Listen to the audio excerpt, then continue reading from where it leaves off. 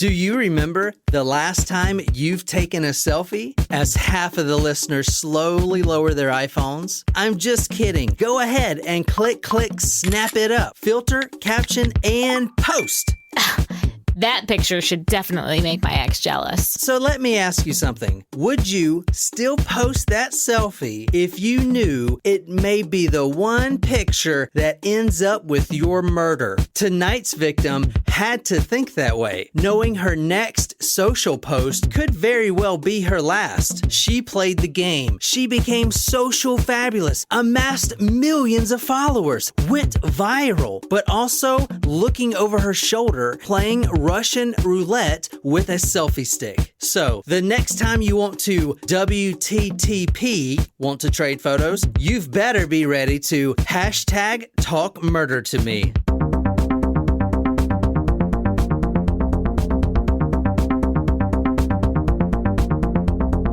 Well, hello, you cats and kittens. Oh, that's not how it goes. It's all you cool cats and kittens. Close, John. I appreciate the effort. Yeah. Welcome to self-isolation with me. I'll have you guys know that we are in the same room, but our microphones are 4 to 6 feet apart from each other. That is... It is true. Well, there may be more like 3 feet.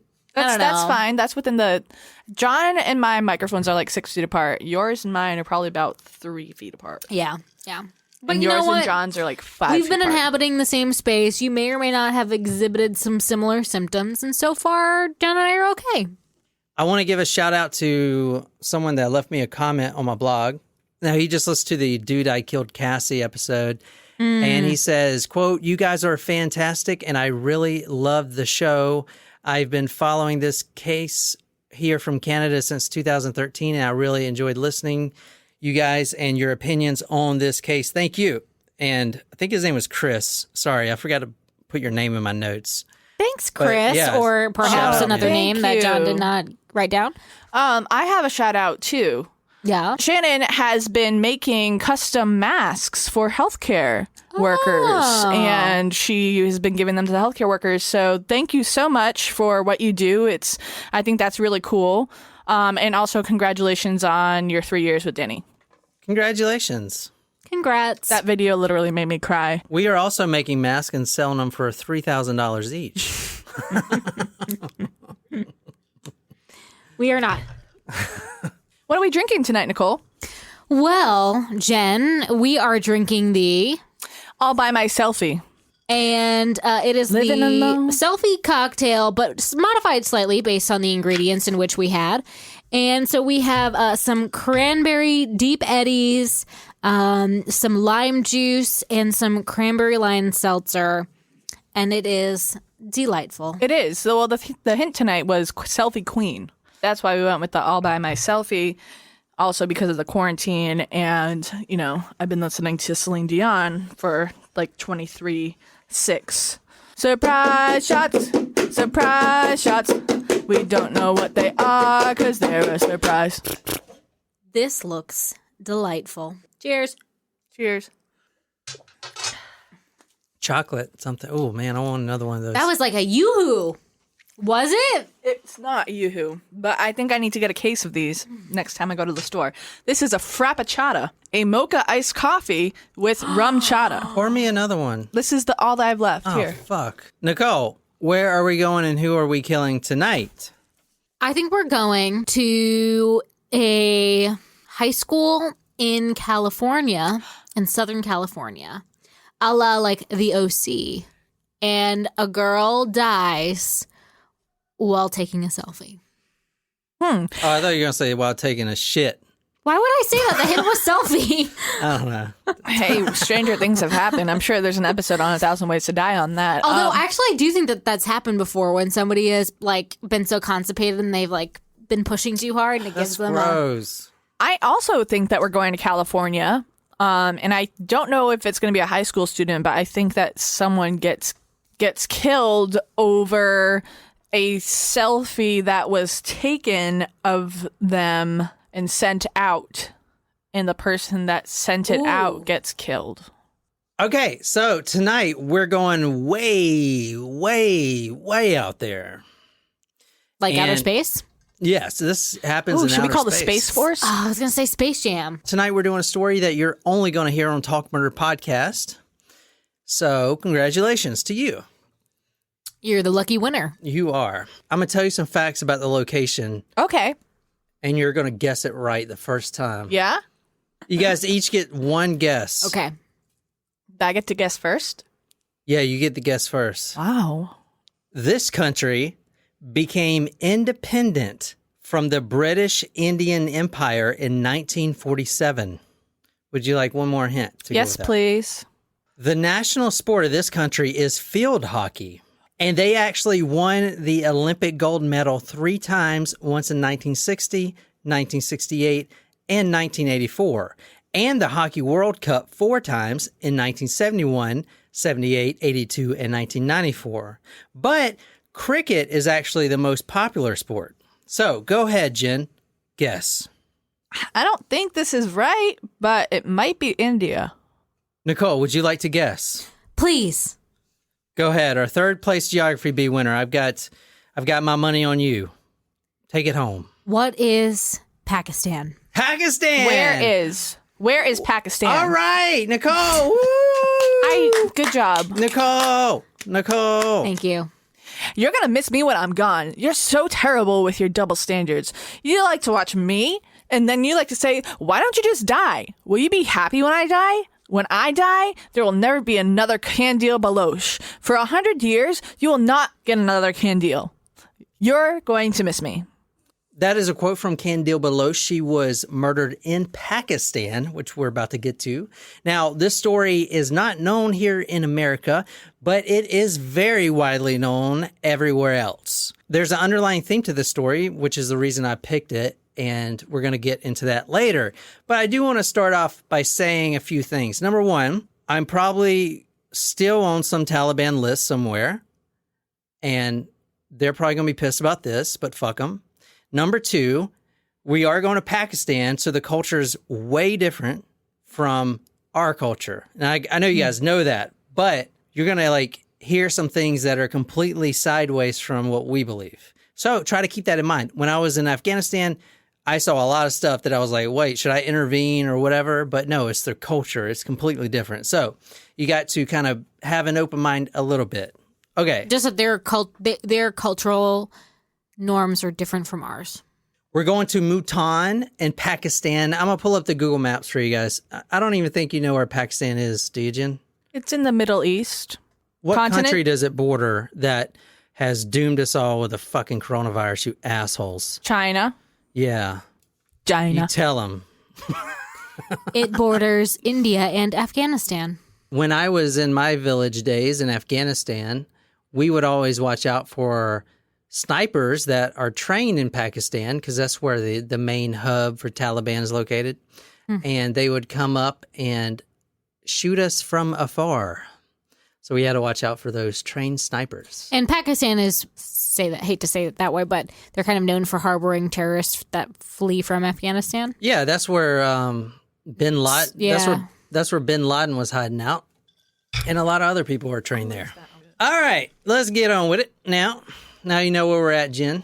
All right, guys, stay with me because you're going to really like this story. You've never heard it before, but this is a story that needs to be told, and which is the reason I'm going to tell it, because there ain't no other podcast that is going to do it. We're going to July 16th, 2016. Now, go to talkmurder.com because you're going to want to see where this takes place, especially if you've never been over in the Middle East. It's going to be completely different culture from what you're used to.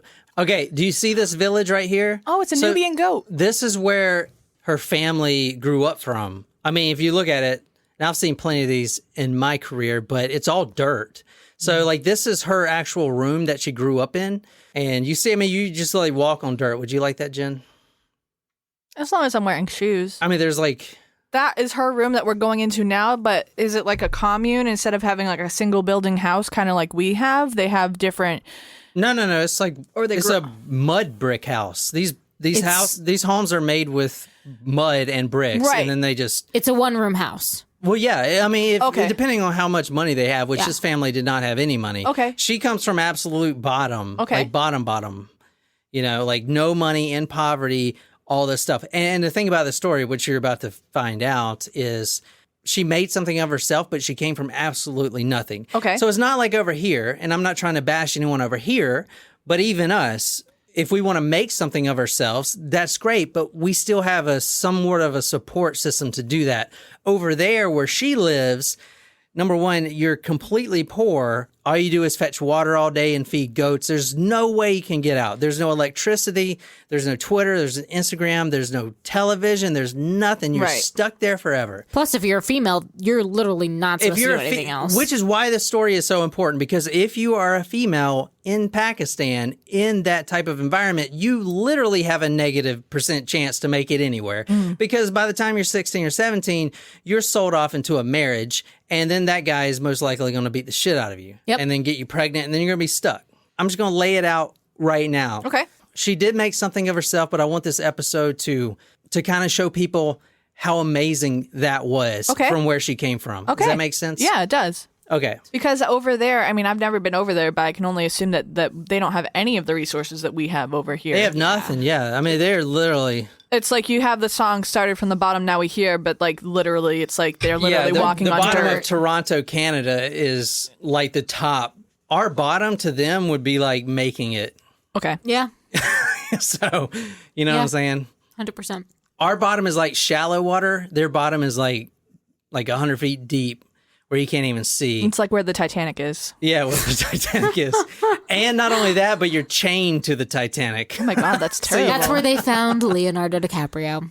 Yes.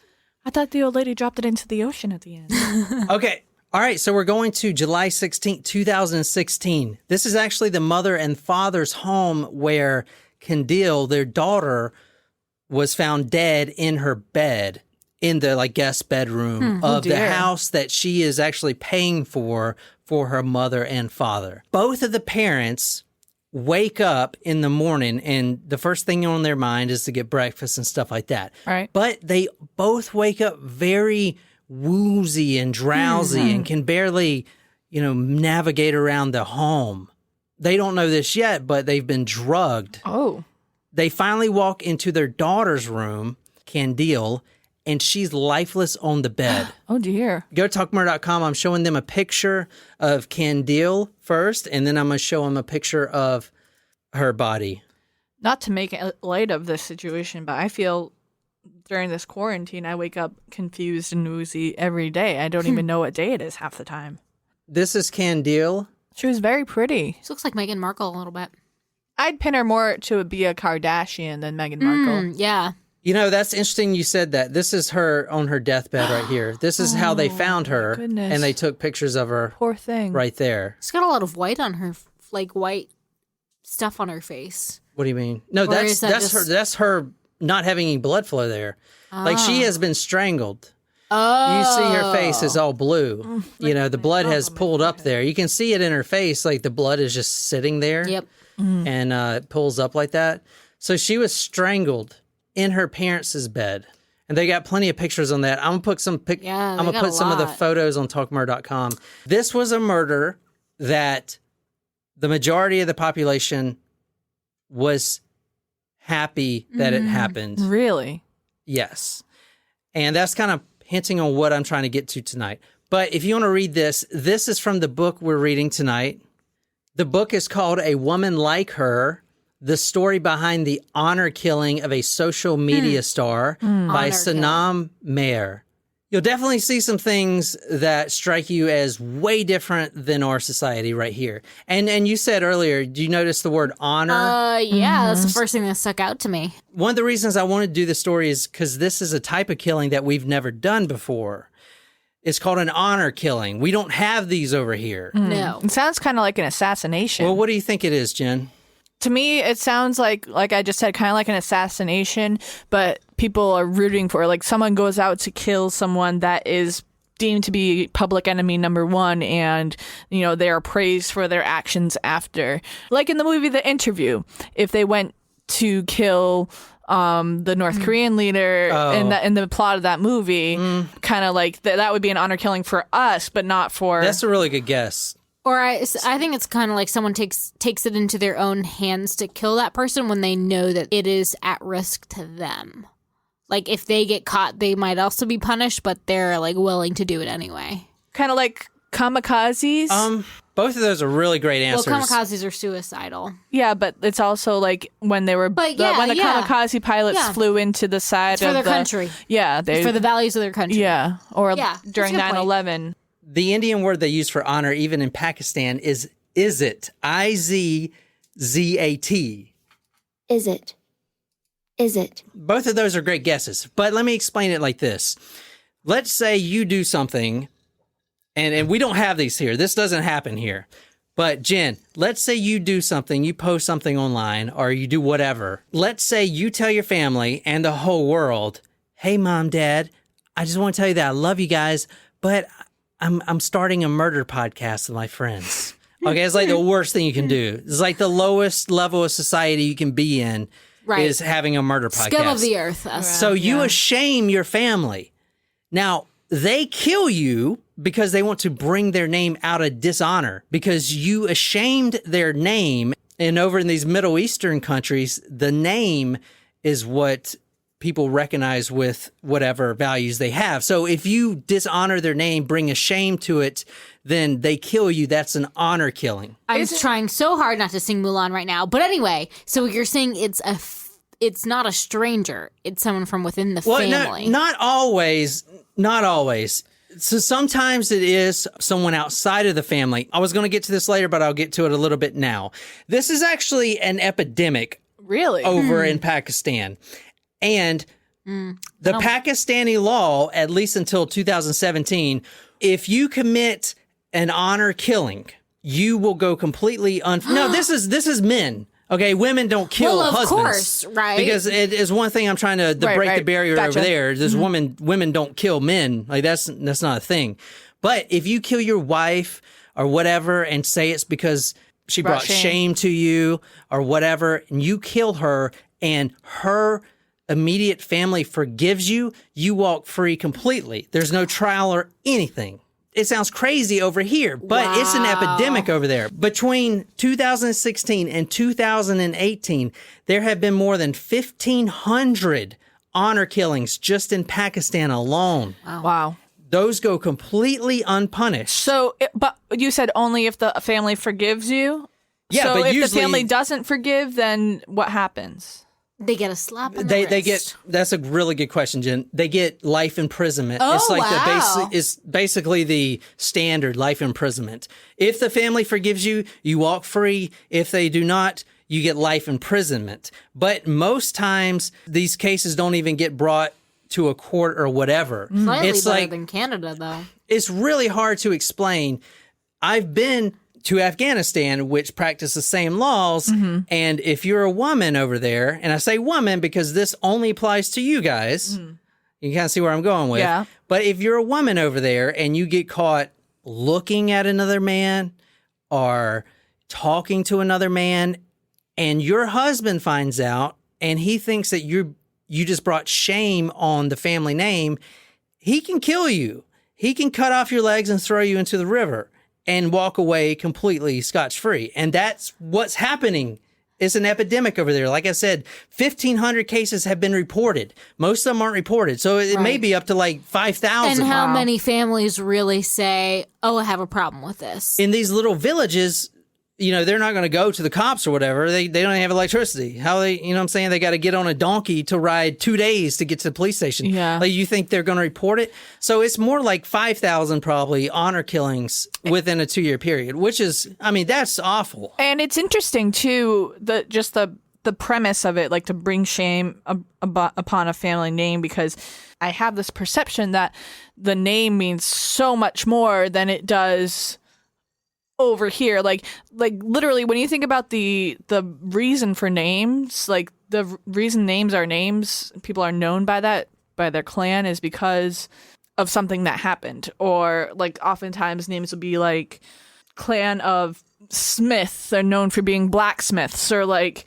it's an occupational thing. Right, yeah. Not just occupational, but like your family history. So Nicole asked, how many of these go punished. Basically, how many of the family Says they disagree with says they disagree. Or they don't forgive it. And they whatever. don't forgive it. That's a really good question. Here's the barrier here that it's going to be, this is a really hard story to tell because number one, I'm not an expert and I'm trying to go off my experience to tell how this is. But you have one thing that separates their justice system from our justice system. You know what that is? Right to a fair trial? No. Oh.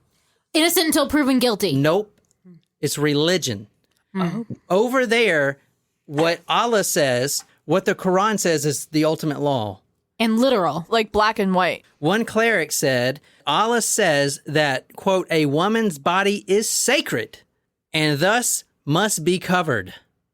Okay, you understand? Wearing It's a burqa and all that exactly. So they base their laws off of the Quran, and we do not. We're mainly Christianity. Right. But you can't bring that into a courtroom and No. have it as a good defense. Well, no, because we don't have an official religion as the United States. I know, because- but over there in Pakistan, They do. You can bring Allah into the courtroom and use his words as a defense. Okay. So when Allah says a woman's body is sacred and must be covered, and yet she's on social media with a bikini on, there you go. Does that make sense? Was she practicing a Just Muslim? yes, she was. Just let me get on to the story. I tried to bridge you guys a little bit, but it's really hard to do. This is a very hard story for me to do. I can promise you that. So let's go back to July 16th, 2016. She's in her parents' home. Both the mother and the father wake up to make breakfast, and they check on their daughter, Qandeel, and this is what they say. And this is from the book we're reading. The last thing Azim remembers from the night before was how sleepy he felt when he lay down on his cherapoi on the roof of the house, Let me interject. The cherapoi is the bed, and I'll show you the bed in a second. where he and his wife slept during the summer. I woke up in the morning and my head was spinning, he says. Their son would later confess that he had spiked their glasses of milk with a sedative the night before. I was the first to wake up, Anwar Bibi says. That's the mother. I felt like my body was numb. I couldn't see very clearly. I held my hand against the wall for support and tried to go downstairs. I remember sitting on the stairs every few steps because I could not stand. The sun was out by this time and it was quite hot. I was sweating a lot and I thought I might be feeling unwell because I had been lying in the sun for too long. I washed my face. I didn't feel like I could cook breakfast, so when the servant who worked at our house arrived, I gave her some money and told her to buy some food from the market. I called out to Qandeel. I said her breakfast was ready. I called her 3 or 4 times, but there was no answer. I opened the door to her room and saw her lying there on the charpoy. She was 26 at the time when she was murdered in the house. Now, who murdered her? Well, it sounds like the brother. The brother. The brother actually goes to the home. Now, he's not there during the night. There's 4 people that were ultimately tried. Well, there were 4 people that We're involved. were involved. 2 of them were actually tried for this murder. But he goes in there and he puts sedatives in the mother, father, and Qandeel's, his sister's drink. So And they basically are knocked out. So he drugs his family. And then when Qandeel goes to sleep, he goes in there and basically 2 hands around the neck and asphyxiates her. So I have a question. Does he have his own family? Is he on his own since he's not? You mentioned He is on his own, yeah. Okay. But Qandeel is the breadwinner. Okay. And this is in the new home that she is renting for both her mother and her father, because as you're about to see, she's very successful. Right. So when she dies, there goes the home. Right. Now they're living in abject poverty once again. But does her earnings, do they not affect her brother since he is on his own? Like, since she's supplying money for her parents, since he has his own family to... I'm sure she gives him money. Okay. Yeah. Did her parents object to her behavior? Or were they just like, I mean, hey, we're living this life? Yeah, they did not. And they actually wished death upon the son. And I'll get to that in a little bit. But let's get into, what did she actually do?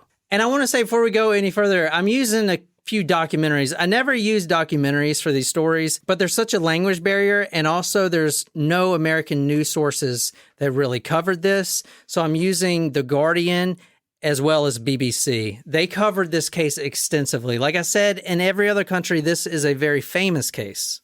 Okay, look at this is the carpoi or whatever, charpoi. That's the bed. Got That it. does not look comfortable at Nope, it does not. Shit. I'm telling you, it's a different world out there. The younger brother, Wassam, actually killed her, and this is his reasoning behind that when he was asked by the press.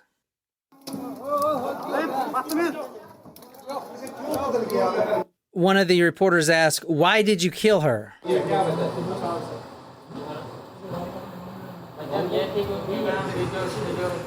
She was doing videos on Facebook and dishonoring the family's name, the Baloch. That's her last name.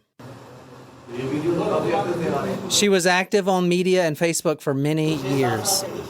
She was paying for the entire family as well. There were many other issues as well, and they asked which others. The clerics issue, our house was besieged by the media. Before, it wasn't like that. So basically, he confessed right off the bat. The family knew it was Wassam. He's the one that has always had a problem with what she was doing with her life. So they immediately knew that it was him that did this. And he immediately confessed. I'm talking about the next day. They arrested him, and he thought that he was going to get the family's blessing because, you know, that's their dad and mom, the forgiveness and walk free. But he did not.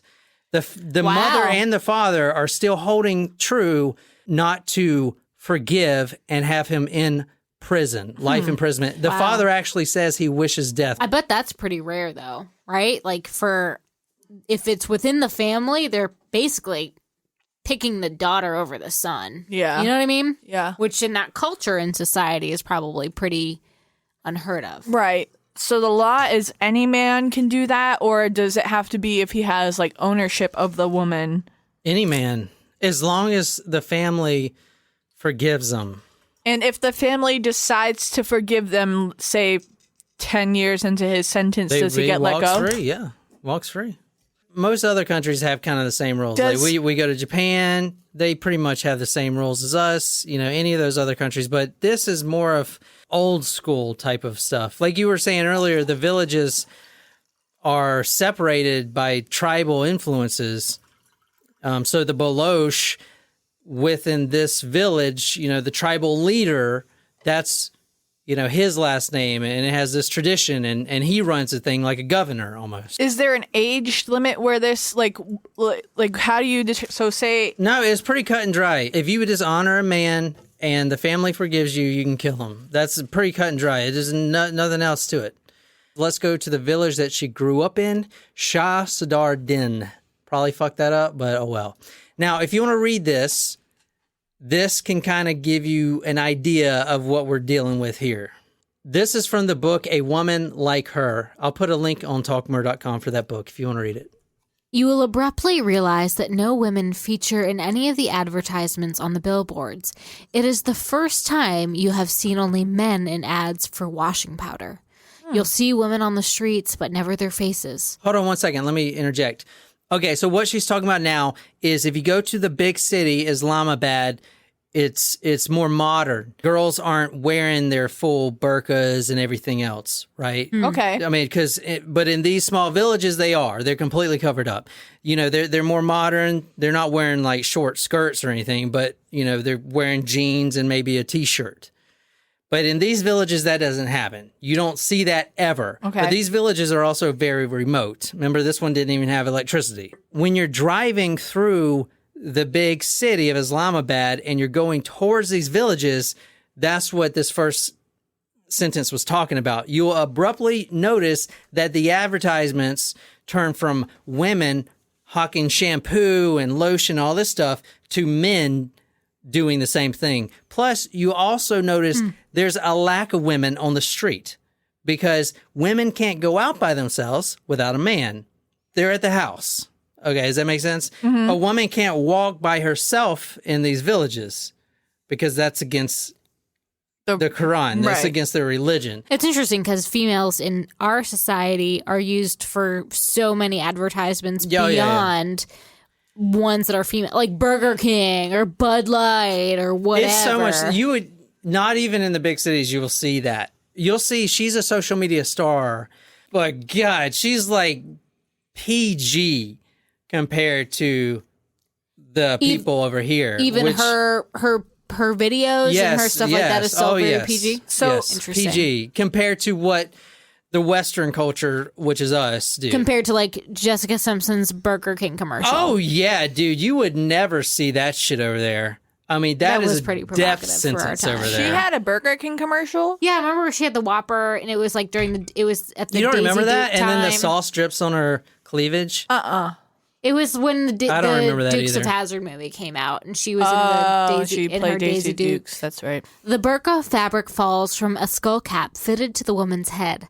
A thin funnel rises from this cap. The burqa has no slits for the eyes. The funnel allows air into the burqa so women do not suffocate. You guys know what a burqa is, right? Yes. Yes. Okay, so when I was in Afghanistan in those villages, you would not see women unless they were wearing their burqas. And they would never look at you, you know, at least when the man's not looking at them. They would sneer at us because we're out there doing pull-ups with our shirt off. Must have been a sight to see. But I'm sure they never has seen something. I would more make sure pretty to in wear, their like, whole if I would, lives. I mean, I probably shouldn't make this joke. they would show us their ankles. But, like, no, but, like, I would make sure I had sunglasses on. Yeah, there you go. Well, they didn't need them because of the burqas. Yeah, No, can't but you can see their No, eyes, you though. can't. You can't. No, no. In a lot of the cultures, it covers their eyes. It covers their eyes. You Oh. can't even see their eyes. The eyes are the In best like part. the modern places, you can see it. Oh, but in like not in that one. yeah, the eyes are the best part. You remember the National Geographic? The Oh, yeah. Jen, why are the women not given shoes? So they can't go anywhere. Nicole, why would women not have shoes in the village that our victim grew up in? I like Jen's answer, so that they can't walk around. Like Okay. they can't go outside their house. You beautiful listeners out there, you most likely think that you don't give your woman shoes so they cannot walk around outside the house, but that's not true. Go ahead. Read the real reason they don't give women shoes over there. When you don't understand, he explains impatiently, if you're not wearing shoes and you walk outside, where will your eyes remain? You'll never look up, never look at any man if you're scared of where your naked foot might fall when you leave your home. Does it start to make sense now? Yeah, Women I guess are that's true. I would be looking Yeah. and see if I step in dog shit. over there. Now, we've never heard about it over here, but she was labeled as the Pakistani Kim Kardashian. Oh. She is Nailed it, extremely Jen. popular over there. Was. Extremely popular. Yeah. As a social media star. A little bit about her childhood. 2 sisters, 6 brothers. One of those brothers will kill her. Now, her real name is not Qandeel Baloch. Her real name is Fozia Azim. And that name change is one of the reasons she lasted so long, because no one knew who she was. She actually got the name Qandeel from one of her boy crushes when she was a child. Okay. She is quoted saying this, quote, Qandeel ke matlab ha rashni. Basically, that means Qandeel means the light. They actually had a cable TV. Now, this is a very poor family, but they actually got a TV once the village did get electricity. They got a TV, and it had basic channels, a lot of the Bollywood stuff and stuff like that. And she became obsessed with acting and stuff like and singing. She wanted to be a musician. She wanted to be an actor. She wanted to basically do the impossible, which is what I'm trying to preach here, because she came from, there's no way a woman living in this village could ever be as successful as she was. She came from the dirt. So to get where she is pretty amazing. But anyway, she had that dream of being famous. She just wanted to be famous. She was married off at the age of 17, which is normal over there, to a wife beater. I was only 17 years old then. My education was not complete. I wanted to do so much. My parents married me off to a backward man. I had our son soon after our marriage, but this man was violent. He would beat me, torture me, burning my neck with cigarettes. These people are so dangerous. They're so dangerous. So that's her life. Oh, my God. And that's anyone's life living in a small village like that. You get married to a man who has 3 other wives, and then he beats the living shit out of you. She writes in her journal, quote, "There is no love marriage. My parents forcibly married me to him. That's it." She comes home from the wedding, weeping, telling her parents that he's taking, these electric shock devices and shocking her with her. She's throwing acid in her face. Quote, he hates me because I'm so beautiful and he is not. I am young and he is not. He hates me. Something is wrong with this man. He wants to kill me. When she was 17, she got pregnant by this man that was 40 years old, that she was now married to. She had a child with him. She runs off, just out of the blue, takes off, which if you do that, okay, and your man finds you, your legs are getting sliced off and you're going in the river. So she took a huge leap of faith to do that. She runs off. She goes into this like women's rehabilitation center or whatever. She is adamant that she wants to be a star. She wants to be a movie star, and that is in her mind. Dude, this is like so inspirational when you think about it, because of course it is. She has come from complete bullshit, and this is the power of having positive thoughts, man. She knew that she was supposed to be a model. She knew that she was supposed to be an actress, and she did all that shit. Dude, she did way more than anyone else did. She is a trooper. Okay, she actually leaves the whole province altogether with no money whatsoever. She starts modeling, you know, doing these runway shows or whatever, treated like shit and everything else, but she's building her name. Eventually in 2013, she was on Pakistani Idol, which obviously is like American Idol. Right. But the Pakistan version. Were there a lot of other females that did the show? Yes. So do you know when you watch American Idol, they do the outtakes with people that just suck so bad they don't get on? That's her. So this is her video right here. Now, it's not in English, so I'll translate a little bit, but just kind of hear how she sings. I didn't expect her to be on the bloopers. She's not any good, okay? She's actually really horrible. But that still says how fucking she overcame that shit. So she thought of herself as a model before this. Yeah, so this is why this story is so inspirational. Like, in her head, her destiny is to become famous, a model, and an actress, and be known throughout the world. It's kind of like Morgan Freeman. Remember we were watching that show that he did, and he kept talking about... Yeah, The God Show. So Morgan Freeman, and I didn't know this, came from a very small, poor town in Mississippi. And as a black actor in that time, like, that didn't happen. But he had in his mind that, okay, this is my destiny. I have to do this. Like, there's no other option for me. This is who I am. And he made it. It's the same with her. I do think it's interesting that for, like, in our society, females who are Instagram stars or whatever might be looked down upon. Yet here it is, not to say that we're admiring her for it, but it's a total, like, it's kind of the only way for her to do something for herself. I'm going to expand on that right now. Okay, I was going to do this later, but is very important. She has been compared in the media to Kim Kardashian, and she's not Kim Kardashian at all. She's not famous for being rich. Or a sex tape. Did you hear that? Yes, She's not famous for being rich. Or a and sex not only tape. that, listen to this, because this is her downfall right here, but this is what those other people have that she did not. This woman would have her class protection, and it's unlikely that an upper class woman would be supporting her family from these social media videos. Calling her Pakistan's Kim Kardashian actually just simply obscures more than it illuminates about the context in which Qandeel was operating, the manner in which her social media products were consumed, and what led to her ultimate demise. What's that girl's name? That's her sister, Kaylee? Kylie Kardashian? Kylie Jenner. Kylie Jenner or whatever? Yeah. So... she was in the billionaire thing? Huh? The billionaire? Yeah, so she was in the Forbes magazine as being the billionaire, came from nothing, self-worth. But they didn't. But that's the thing. But that's the problem in America, because we look up to those people like Kim Kardashian, who, guess what? She had everything handed to her in a fucking spoon. Her father literally defended O.J. Simpson in it's that like, trial. Like, you're already rich. So what she's trying to say here is Kim Kardashian's already rich. So if she pisses a bunch of people off, no one's going to kill her because she's already in that upper class structure, and that would never happen. Yeah. Okay, she has protection. Okay, Qandeel, her class protection is non-existent. She came from the dirt, literally living in dirt. So, like, if she made something of herself, she is vulnerable. And that video is from The Guardian, actually. I used a lot of these documentaries to help me on this story. But what that reporter was saying was, Everyone calls her the Pakistani Kim Kardashian, but that's not true because Kim Kardashian, she got everything handed to her in a golden diaper. Here you go. Do you want to poop? Don't poop in that freaking pile of sticks. Poop in this gold-plated diaper. All right, here we go. This is her singing.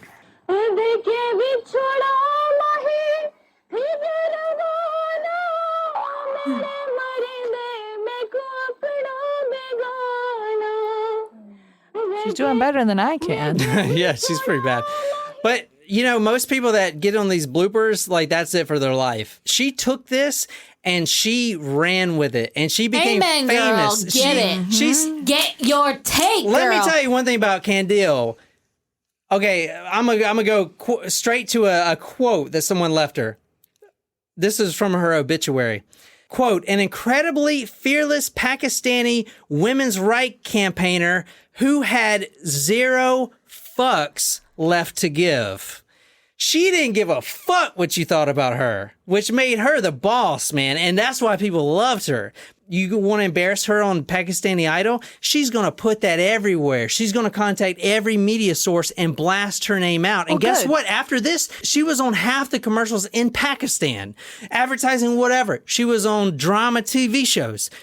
She was doing this and the other. She was everywhere. This was the Kim Kardashian of Pakistan. Get it, girl. And You that's get your crazy bread. to me that the fact that they think that this is bringing shame to the name, and I This is I totally understand. normal. You would see this like any American Idol season here. All right, here's some comments that she would get. Stuff like, you're a slut and I know it. Horny bitch. You're happy he's fucked you without a condom. Finding a gun, send me her address, LOL. So that's what she would get the on her. perspective that guys who are sexually deprived like that by their religion are fucked up afterwards. On her Twitter page, please shoot yourself whenever you can.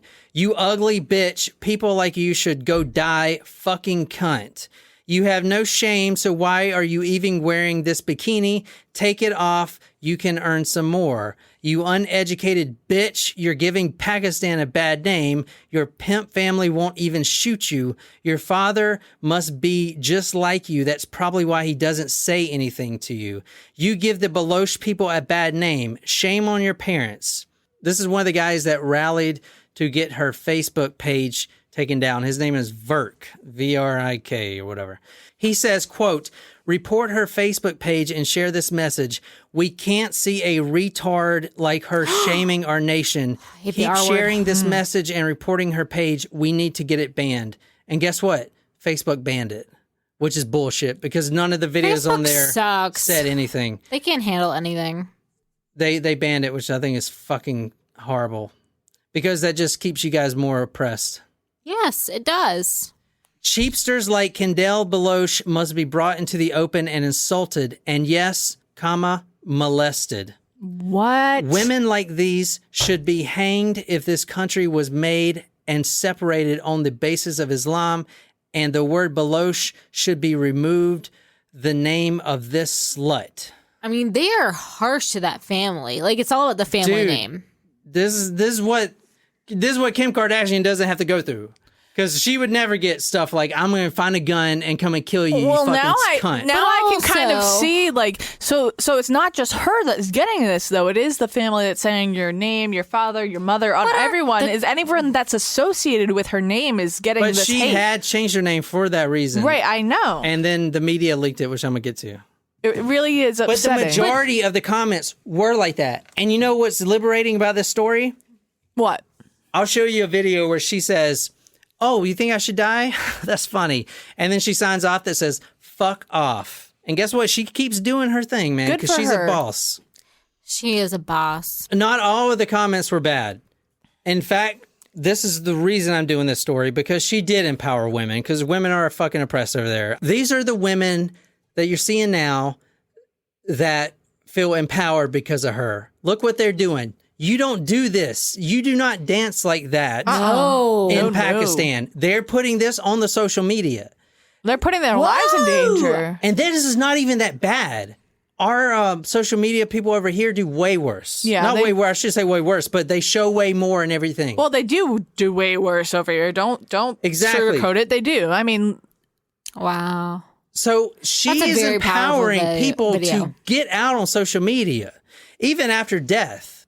Okay, so she does have this is one of her She has a videos right legacy. here. This is probably the most seductive video she has. She's in a pool and she basically comes out with a bikini on. That's it. That's like it. You don't even see anything else. she literally didn't even She's do really- anything. You see her eyes. So these are some of her photos right here. She was beautiful. Very. Wow, very beautiful eyes. You know, to be a 17-year-old married off to a 50-year-old man that beat her and burned her with cigarettes, got her pregnant, and then What happened to her son? There was no mention of her son earlier until that. because she goes to the women's rehabilitation center, basically like a camp that it's like for women getting beat. The husband came to her and said, you will basically give up your life rights to see your baby, your son, or I'll kill you, basically. And she agreed to that. So okay, so she was married to this guy by she was married off to him, and then she bore him a son, and he didn't want anything to do with the son. Was it because he already had multiple other wives, or? I don't know. I didn't dive into that. He apparently he told the media that he never beat her and stuff. But come on. Well, are of you course fucking he told kidding? her that. I mean, Yeah, I mean, he beat the shit out of her. This hurts my heart. yeah. Being a woman and being in a society where I know I get paid less than a man to do my same job, you know, like it still impacts. Like we do not have an equal society, regardless of whether you're in Pakistan or whether you're in the United States. Her just trying to be herself and for her to try to provide for her own family, that's a noble thing. Yeah. And that is something that a man would do and would be able to do in every other country and in every other society. Oh yeah. Well, if you flip the script and the brother is the one that's making Instagram videos Yeah. and being a male model and showing off his abs and like tilting his sunglasses and showing off his eyes, he would get rewarded for it. Right. It wouldn't even be a Praised. question. Praised. You know, they would probably be living out in a mansion on the hills because it's a male over And there. they would obviously be paid more. Right. If it was the brother who is the social media star, this just wouldn't be an issue. Well, yeah, it wouldn't be an issue because he's a Exactly. man, but he let this go on. He allowed this to go on, if you will, for years. And only did it come a problem when her real identity, was posted by a local media source. That's when it became a problem because now all of his friends are like, hey, let me see your whore sister, shake her belly or whatever. So he didn't care about it when she was going under the alias. But I want to say this is not a jealousy thing. This is a random guy commenting on You can her tell he's murder. modern. It should be banned from Facebook because it's totally against our norms and regulations of Pakistan. I think it's for our adults and the teenagers, it's channelizing them towards the wrong direction. You see, Tell it's- me the last time you jerked off, asshole. Well, that's the thing. And there's a lot of the story I'm not going to get to because we're already running late. But let me just touch on it a little bit. There was a cleric. This is basically when it started to go downhill for her. There was a cleric, which is a religious leader in the Islam community. Okay. At this point, Qandeel is on every talk show. And not only that, but the talk show host, even the talk show host, are calling her a whore and why are you doing this? And a real Pakistani woman would never expose herself like this you. and all this stuff because this is our culture. Even the talk show hosts are berating her. They would constantly bring on these clerics and these imams to get Allah's word about what she's doing is wrong. It was like they're trying to convert her right there on these talk show hosts. It was fucking awful. Okay, they're like, Allah says that you can't do this shit, yada, yada, yada, whatever. So they were condemning her while oogling at her for providing ratings for their television shows. Well, not only that, but there was this cleric, and he is one of the most popular clerics. So his name is Mufti Abdul Kavi. He's a cleric from Multan. He is part of Pakistan's religious council, and he overshadows the moon sighting. Now, the moon, yes, the moon that travels around the earth. I know it's weird, but Something to do with every time they see get our telescope out. when they see the moon shadow, then Eid starts, where they fast. I don't know, one of those. Anyway, they're on this talk show, and I'll link the link on Talk Murder, where they're discussing back and forth, and he's telling her, well, the Quran says that women should be covered up and they should take care of their man and they should never leave the house, yada, yada, yada. And she's basically like, fuck that, yada, yada, yada. Yeah, fuck that. Like, I'm my own person. I'm a bad bitch, non-committal. Okay, so here's what happened. Before they sign off, because she's really confident about it. She's like, you know what? Whatever, man. I don't give a fuck what y'all think. Fuck you, motherfuckers. You want to hold me down, bitches? Like, she's Try like... to hold me down, but you're holding me back. And that's a sound. I mean, not calling you back. Woo! He actually gets her number from the TV producers, and he calls her up. Now, this is a cleric for the High Islam Court religion community. Like, he's up there, man. He's like a below a pope or whatever the fuck. Cardinal. Whatever. No one really knows what happens, but they end up in a hotel room together on June 20th, 2016. And this guy ain't supposed to be doing that. And she he's a ain't supposed to be fucking doing idiot. that either. But she posts some very scandalous videos of her doing selfies with this religious leader. And I'm going to put some pictures on here for you guys. This is in the hotel room. This is the cleric right here. I won't post anything like that online, she says, but she's filming. He asked her what cigarettes. That's him in the background. They're in a hotel room by themselves. Now, this should never happen. Look, she's doing selfies with them. Got a selfie stick. But he knows she's filming. He's talking to someone that's not her. Look at that. Oh, that's a big no-no. Yeah. Yeah. So he knows. That's a big no-no. This guy is a fucking sleazebag. In fact, let me... Oh, they all fucking are. Yeah. What I'm showing you now is from BBC Stories. The journalist goes and visits the cleric. Now, he's been fired from his position after all this came out. Oh. Now, I do want to say, you remember I said earlier there was 4 people involved in the murder. Yep. One of the relatives of this guy, this cleric, was one of the ones involved in the murder. The cleric that was fired from his position after these selfies came out, the reporter interviewed him to try to get a sense of who was right and who was wrong. And that she'd been made an example of. His tone was threatening. he says they should remember what happened to Qandeel. Basically, like, don't gosh. fuck with... And yet he was one may of the not guys have that was murdered like her. chilling with her Yeah, he's the one in the hotel room fucking... with his hat on her. Yeah, hat on her head, probably spanking Fucking that ass, all kinds of hypocrite. shit. Listen to this. Wasn't exactly upset that she'd been made an example of. His tone was threatening. He was adamant that he was innocent and that Qandeel's death was an act of God. Listen to this. He made me shudder. I went inside his house to pray, and he tried to touch me, he's touching my face, and I'm just like, what the?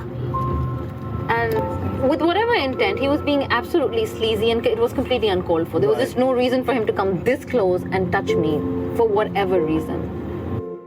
I'm sure that in that culture, even touching, when she said he tried to touch me here, but she pointed to her face. But I'm sure that in that culture, that's totally uncalled for because because you don't you don't do that. No, not to a female who you like fucking idolize and you tell them to cover your entire face, including your eyes. Yeah, no. Like, Okay. I'm still not okay with that. I got to get through 2 more things really quick. In March of 2016, she uploads a video that says that if the Pakistani cricket team wins an upcoming match against India, she'll do a striptease.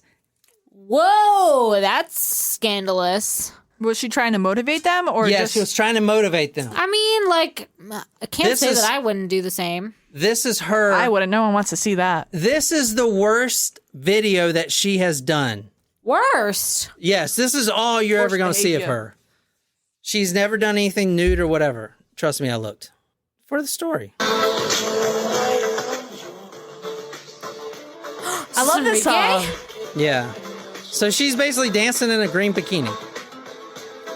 And for you 3 guys that are listening to this, go to talkmurder.com. I'll put this bikini Wait, up there. what is she doing this for? The hockey team. She I would do says this cricket team. I would do this to keep Tom Brady in New England, but too late. He wrote a letter. Awk. she basically does this for the cricket team, saying if you win the upcoming match with India, I'll do a full striptease, but they lose. One commenter says, quote, before you post these sort of videos, think about your religion and your family. This is too much. Another one says, quote, please shoot her whenever you find her. Another commenter wrote, quote, you slut. If you love getting naked, why don't you go sit in a brothel? And a female Facebook user wrote, quote, have some shame. I don't know what kind of family you come from. Are they so dishonorable? So that was one of the big reasons there. Another one I'm going to gloss over really quick is Valentine's Day. One of the imams put out that Valentine's Day is a Western practice and should be banned in Islam. And as soon as they put that out, Qandeel made a video about it where she's lying on the bed in a low-cut dress saying, Happy Valentine's Day. She says, quote, they can stop people to go out. In broken English, she says that. But they can't stop people to love. No matter what they do, they can't stop people from loving. Let me talk about the death really quick. From what we know right now, the brother is still in prison. He'll be there for the rest of his life. Good fucking riddance. After her death, the majority of the population, quote, expressed happiness that Qandeel had been punished for behaving the way she did. The book says, quote, whether we loved, loathed, or ignored her, it was difficult to turn away from the image of her shrouded remains, her hands and feet covered in henna by her mother, a ritual from Shah Shadar Din, the village she was born then buried in. One obituary says, quote, a woman who gave a voice to a generation of Pakistani women. After her brother murdered her, he takes 200,000 rupees from her and other jewelry from his own sister. Her killing and her killing alone, from what we know, which may not be upheld, but it is changed into Pakistani law, completely changed the law on honor killing. Following Qandeel's murder, the Pakistani parliament unanimously passed legislations against the killing. A new law states that there can be no family forgiveness. If you do an honor killing, you're in prison for life, no matter what. That's good. So there's no such thing as an honor killing anymore. No, well, there is. But you just spend the rest of your life in jail? If you want to read this is from an associate professor at Lahore University. But killings of people who violate certain patriarchal codes have continued at the same rate, said Nida Kermani, associate professor of sociology at Lahore University. Honor crimes are committed as a way of policing or disciplining women, girls, men, and boys who are seen to be violating these rules, Kermani explained. Qadir Naseeb is one of the many journalists who now rarely cover honor killing stories. I have been threatened by influential people and tribal heads while reporting. No matter how much of one highlights this menace, the government rarely arrests and punishes the culprits. The disturbing part is that all the killers I interviewed never felt guilty. Well, anyway, that's my story, and I'm sticking to it. If you enjoyed this episode, be sure to hit that subscribe button in whatever podcasting app you use. If you like this story, you can follow us on social media, Facebook, Twitter, Instagram. If you're absolutely obsessed with this podcast and want to become our selfie queen, go to talkmurder.com/join, become a Talko Supremo, get a badass t-shirt, sticker, swag, a lot of love, shout it out all over the place. Tell me what story you want me to do. I'll research it, dedicate it to you on the Talk Murder Me podcast. My name is John, here with Jen and Nicole, and until next time, good night, you lovely, lovely people.